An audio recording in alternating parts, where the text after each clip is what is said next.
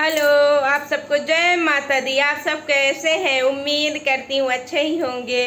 तो हमारे YouTube channel वंदना बिंदेश्वरी पांडे में आप सबका स्वागत है। तो आज मैं माता का प्रसाद क्या कैसे बनाई, क्या दी, ये सारी चीज़ें आप लोगों के पास लेके आ रही हूँ। किसी तरह से लाइट आ गई है, इतने अंधेरे में प्रसाद बनाई हूँ। 6 बजे से गई है तो 9 बजे के बाद लाइट आई है। तो रात कल 10-11 बजे मतलब आज आरती हुई है और किसी तरीके से लाइट आई है। तो चलिए आज पूरा प्रसाद का ही आप लोगों के बीच लेके आएंगे। फिर माता रानी का कन्या पूजन, कन्या भोजन जो भी रहेगा, तो इस समय मैं यही व्लॉग ही लेके आऊँगी। तो कल हमारे यहाँ कन्या भोजन भी रहेगा तो मैं उसका भी लेके आऊँगी। तो आप लोग ब्लॉग में बने रहें और मज़े लें, माता जी के दर्शन करें। तो चलिए देखते हैं कि क्या क्या प्रसाद हम किस तरीके से बनाए हैं और माता रानी के पंडाल में दिए हैं। और अच्छा लगे तो हमें सपोर्ट लाइक ज़रूर करें। हमारे घर के पास दुर्गा माता का पंडाल लगा हुआ है। दुर्गा माता विराजमान है, स्थापना की गई है। तो आज मैं दुर्गा माता के भोग के लिए प्रसाद बना रही हूँ। तो चलिए आज आप लोगों के साथ शेयर करती हूँ कि वहाँ देने के लिए मैं क्या क्या प्रसाद बना रही हूँ। हमारे यहाँ लाइट भी चली गई है, थोड़ा प्रकाश की कमी है। इधर मैं ले ली हूँ गेहूँ का आटा। आटे से मैं पंजीरी बनाऊँगी। जो आसपास रीवा से लोकल होंगे उन लोग को पता होगा कि आटे से पंजीरी बनती है। तो चलिए आज आटे की पंजीरी बनाते हैं और जो जो प्रसाद में देंगे वो सारी चीज़ें आप लोगों के साथ शेयर करेंगे। तो ब्लॉग में बने रहें और लाइक सपोर्ट ज़रूर करें। तो इधर मैं आटा ले ली हूँ, गैस के ऊपर कढ़ाई चढ़ा दी हूँ, गैस चालू है गर्म होने के लिए। अब इसमें मैं डालूँ, तो मैं कढ़ाई चढ़ा दी हूँ गरम होने के लिए और प्रसाद बनेगा घी से। तो इधर मैं कढ़ाई में घी डाल दी हूँ। तो मैं इधर कढ़ाई में घी डाल दी हूँ। अब हमारा घी गर्म हो जाएगा तो इसमें आटा डालूंगी और आटे को अच्छे से भून करके जब तक बढ़िया ब्राउन ना हो जाएगा तब तक मैं आटे को भूनूंगी और आटे को भून करके इसकी पंजीरी बनाऊंगी। भूनने के बाद लास्ट में इसमें कुछ मीठा जैसे शक्कर है, गुड़ है, ठंडा होने के बाद मिलाया जाता है तो वो मिलाऊंगी। और थोड़ा लाइट की कमी है, उसके लिए हमें खेद है क्योंकि हमारे यहाँ आधी तूफान आया है तो लाइट नहीं है। इमरजेंसी बल्ब से मैं काम कर रही हूँ। तो इधर चलिए हमारा घी गर्म हो चुका है। अब इसमें हम डालते हैं आटे को और भूनते हैं। कितना किस तरीके से भूनकर तैयार करना है वो भी आप लोगों के साथ शेयर करूँगी। तो थोड़ा इधर आटा मैं ज़्यादा क्वांटिटी में ली हूँ क्योंकि हमें प्रसाद ज़्यादा देना है, इसलिए आटे का कोई माप नहीं है। मैं ज़्यादा लेकर के इसकी पंजीरी बनाकर तैयार कर रही हूँ। तो इधर मैं एक छन्नी ले ली हूँ। अब इसको चलाऊंगी और बढ़िया ब्राउन होने तक, बिल्कुल सौंधापन आने तक, जब तक इसमें खुशबू ना आने लगेगी बिल्कुल सौंधेपन की, तब तक इसे हमें भूनना है और भून करके अच्छी सी पंजीरी तैयार करना है। तो इसे हमें धीरे धीरे चलाते ही रहना है, छोड़ना बिल्कुल भी नहीं है। एक एक सेकंड, दो दो सेकंड में चलाते रहना। अगर इसे हम छोड़ देंगे तो नीचे कढ़ाई में ये हमारा आटा जल जाएगा और हमारी पंजीरी अच्छी नहीं बन पाएगी, ख़राब हो जाएगी। तो इसे पंजीरी को हमें धीमी आंच में बिल्कुल अच्छे से चला के भून लेना है। गैस को हमें फुल फ्लेम में नहीं करना है। जब हमारी कढ़ाई अच्छी गर्म हो जाती है और हमारा घी भी गर्म हो गया तो इसे हमें धीमी आंच में ही भूनना है क्योंकि ये आटा है तो जलता बहुत जल्दी है। इसलिए आराम से धीमी आंच में हमें अच्छे से बढ़िया ब्राउन होने तक, बिल्कुल सौंधी सौंधी खुशबू आने तक अच्छे से भून लेना है। तो करीब पंजीरी को भूनने बनाने में धीमी आंच में 10 मिनट का समय लग जाता है, जो कि हम आप लोगों के साथ थोड़ा थोड़ा मतलब स्टेप बाय स्टेप कट करके कम ही शेयर करते हैं। तो ये देखिए हमारा करीब आधा भून कर तैयार हो गया है। अभी 5 मिनट इसमें और लगेगा तो हम अच्छे तरीके से भून लेते हैं। इसके बाद हम लगाएंगे आटा और बनाएंगे पूड़ियाँ। तो रोट, पंजीरी, नारियल, फल फ्रूट, यही आज हमारे यहाँ से माता के पंडाल में प्रसाद के लिए जाएगा। तो चलिए पंजीरी हम बना लेते हैं, इसको भून लेते हैं और लगाते हैं आटा। फिर आगे आपको दिखाते हैं कि किस तरीके से पूड़ी या रोट बनाएंगे और क्या क्या आज हम माता के पंडाल में प्रसाद के लिए भेजेंगे। तो ये आप देख सकते हैं हमारी पंजीरी भुनकर तैयार हो चुकी है और बहुत अच्छी सौंधी सौंधी हमें खुशबू भी आ रही है। तो चलिए इसे एक बर्तन में पलट लेते हैं और फैला करके इसे हम रखते हैं ठंडा होने के लिए।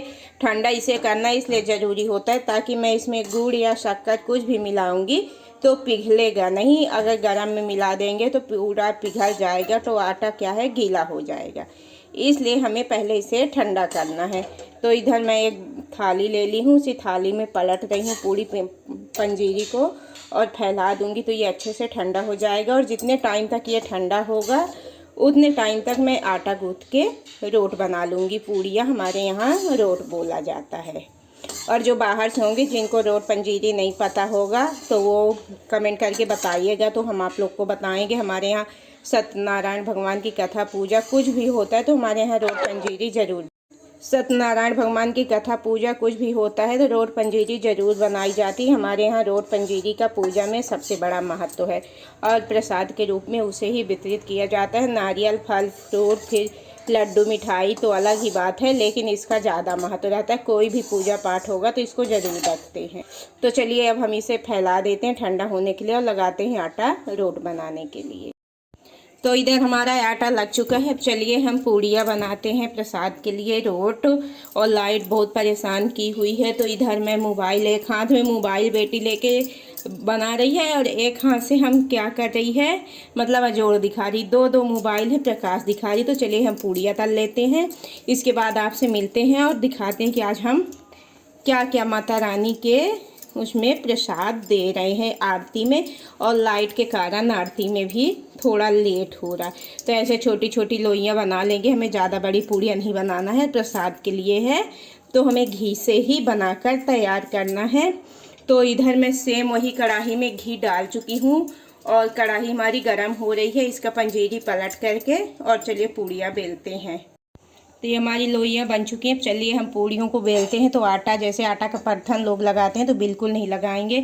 मैं इधर प्लेट में थोड़ा सा घी रखी हूँ, घी से ही सारी पूड़ियाँ बेलूँगी, प्रसाद के लिए है।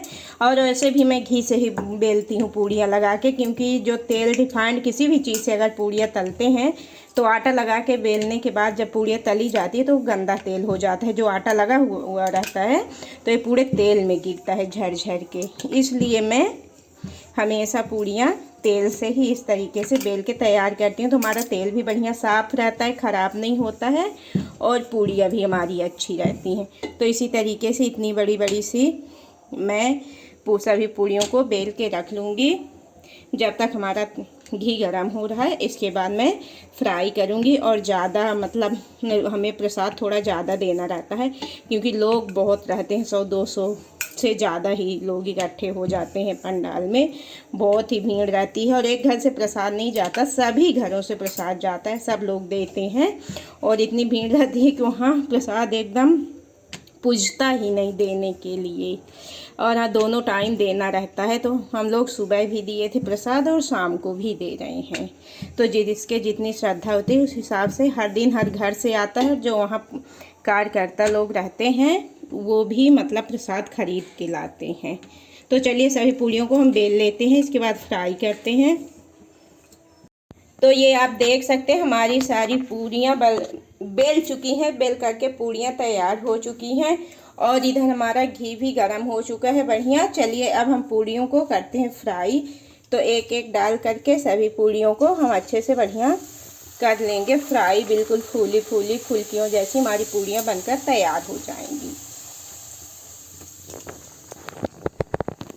तो चलिए ये देखिए कैसे फूली फूली हमारी पूड़ियाँ बन रही हैं। तो इनको अलट पलट के बढ़िया फ्राई कर लेते हैं और बिल्कुल बराबर सही बेली हैं तो अच्छी बढ़िया फूली आ रही। अगर मोटी पतली होती, सही बेलकर तैयार ना होती तो बिल्कुल भी ना फूलती। तो इसी तरीके से हम सभी पूड़ियों को फ्राई कर लेंगे एक एक करके और देख सकते हैं कितने अच्छे तरीके से बिल्कुल फुल्की फुल्की बनकर तैयार हो रही हैं। ये देखिए ये भी बढ़िया फूल करके तैयार हो गई। तो ये आप देख सकते हैं सभी पूड़ियाँ कितने अच्छे तरीके से हमारी फूली फूली बिल्कुल गुब्बारों के जैसे फूल रही हैं और फूली फूली बन रही। जिस तरीके से भटूरे बिल्कुल फूले फूले से गुब्बारे के जैसे फूल फूल कर बनते हैं, उसी तरीके से हमारी प्रसाद की माता रानी की पूड़ियाँ बिल्कुल फूली फूली सी बन रही हैं। तो इधर हमारा पंजीरी और रोट बनकर तैयार हो चुका है। हमारे यहाँ गांव की भाषा में रोट बोलते हैं। और ये हमारा पंजीरी भी ठंडा हो गया, तो इसमें हम मीठा के लिए कुछ मिलाएंगे। तो ये गुड़ मिला रहे हैं और शक्कर, दोनों चीज़ें मिलाएंगे ताकि ये हमारा प्रसाद अच्छे तरीके से मीठा हो जाए। ठंडा करके ही मिलाना है, गर्म में बिल्कुल भी नहीं मिलाना है। तो ये गुड़ और शक्कर दोनों चीज़ों को हम अच्छे तरीके से मिक्स कर दिए। अब चलिए हम इसको सेट करते हैं कि आज हम प्रसाद में क्या क्या दे रहे हैं। तो आप देख सकते हैं हमारा प्रसाद बन करके तैयार हो गया है। तो इस तरीके से हम प्रसाद पंडाल में माता रानी के आरती में भिजवा रहे हैं। तो इधर हमारा पंजीरी बनकर तैयार हो गया है, इधर रोट बन गया है, इधर फ्रूट्स दे रहे हैं। सुबह भी प्रसाद दिया गया था, इसलिए शाम को थोड़ा मतलब ज़्यादा हाई फाई नहीं है, दोनों टाइम देना रहता है। तो आप लोगों को मेरा प्रसाद बनाने का तरीका कैसा लगा, अच्छा लगा तो हमें सपोर्ट ज़रूर करिए। और आप सबको जय माता दी। और जो चैनल में नए हैं तो सब्सक्राइब कर दीजिए, ज़्यादा से ज़्यादा शेयर करिए, बेल आइकन की प्रेस बटन ज़रूर दबाइए ताकि मैं जो भी रेसिपी ब्लॉग लेके आऊँ उसका नया नोटिफिकेशन सबसे पहले आपको मिले और आप हमारे चैनल में जा कर के हमें फुल वॉच के साथ सपोर्ट कर सकें। तो ऐसे ही अच्छे अच्छे ब्लॉग रेसिपी लेकर हम आते रहेंगे। तो चलिए चलते हैं माता जी के पंडाल में प्रसाद को देने के लिए। तो प्रसाद को ढक कर ले जाएंगे। तो एक चुनरी से इस तरीके से ढक दिए हैं।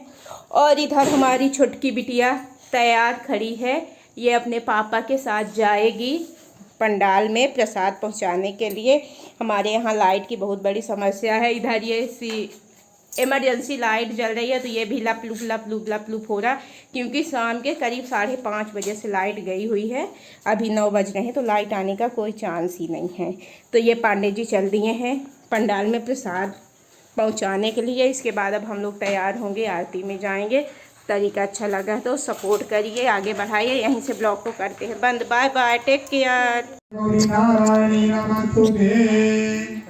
माता जी का श्रृंगार पंचमी को ही हो गया था, लेकिन जो पंचमी को नहीं कर पाए थे तो कोई अष्टमी कोई सप्तमी, जिसको जिस दिन मतलब वो मिल रहा था कि आज करना है आज करना, वो अपने हिसाब से माता जी का श्रृंगार कर रहे थे।